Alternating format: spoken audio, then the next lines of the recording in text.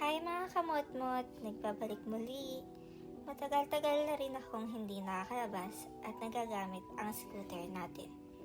Kaya naman, nandito tayo sa isang sikat na shop at ipapamaintenance natin siya.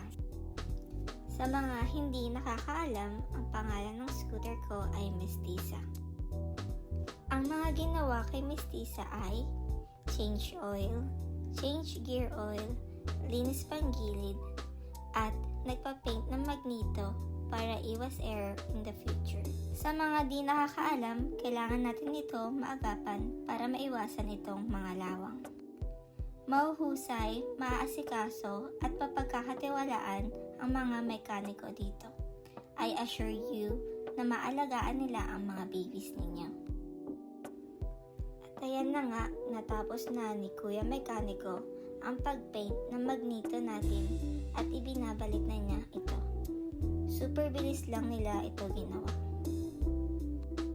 Sa mga nagbabalak na mag-upgrade at naghahanap ng mga orihinal at pangdiinan na pyesa, dito lang yan sa Motospot Parañaque. At ayan na nga, natapos na nila ma-maintenance si Mestiza. Salamat nga pala kay Madam at Doc Joven sa pag-alaga sa aking scooter. So ulitin po, ready na ulit for a long ride si Mestiza.